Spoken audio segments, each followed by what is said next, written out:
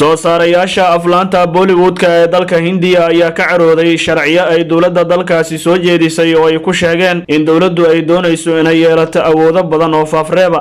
isbedelada haddii la meel mariyo waxa ay ka dhigan tahay dowladdu inay dib u baari karto filim ay horay u ansixiyeen guddiga ansixiya filimaanta ka hor inta aan la baahinin soo saarayaasha filimada Bollywoodka ayaa sheegay in sharcigan cusub oo lagu soo rogi rabo uu yahay mid lagu weerarayo xurriyatul qowlka filimada si guud looma soo bandhigi kara ilaa iyo ay fasaxaan guddiga oo xaruntoodu tahay magaalada Mumbai isla markaana xafiisyo goboleed ku leh guud ahaan dalka Hindiya soo saarayaasha aflaanta Bollywoodka ayaa waxa ay la dagaalameen faafreebka muddo 10 sano ah filimo badan ayaa la mamnuucay oo laga joojiyay in laga sii daayo tiyaatarada iyo xafladaha taas oo inta badan ku qasabta agaasimayaasha inay sameeyaan dib u eegis lagama maarmaana sababaha ayaa ah eedeymo caay ama aflagaado oo ku jira heesaha ama muuqaalo qaawan oo galmo ah kuwaas oo muran weyn dhaliyay soo saarayaasha filimada ayaa ka cabsi qaba in sharciyada cusub ay soo rogtay dowladda BJP ee uu hogaamiyo Narendra Modi uu shaqadooda ka dhigi doono mid cakiran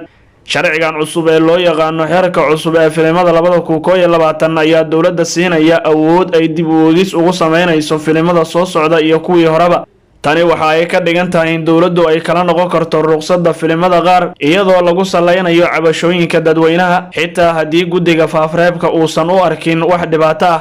horaantii toddobaadkan koox jalaayaal iyo filim soo saarayaal ayaa warqad ay qodobadaas uga soo horjeedaan u dira dowladda dalka Hindiya warqadda waxaa saxiixay 140 xubnood oo uu ku jiro filim soo saaraha caanka ah ee Arjun Kashbat iyo sidoo kale jalaayaal caanka ah gudaha dalkaasi Hindiya waxa ay sheegeen in isbedelada ay dhibaato hor leh u horseedi doonto soo saarayaasha filimada iyo shirkadaha sameeya aflaanta si kastaba ha ahaatee Shane Benegal oo ka mid ah agaasimayaasha sida weyn loogu dabaaldegay Hindiya ayaa sheegay in sharciyada la soo jeediyay ay wanaagsan yihiin oo aysan jirin dhibaatooyin waaweyn xukuumadda Narendra Modi ayaa waxaa soo food saartay cambaarayn isi soo taraysa oo uga imaanaysa dadka u ololeeya xuquuqda aadanaha iyo hogaamiyaasha mucaaradka oo lagu eedeeyay inay faafreebaan falalka xorta ah ee xurriyatul qowlka ah iyo caburinta mucaaradka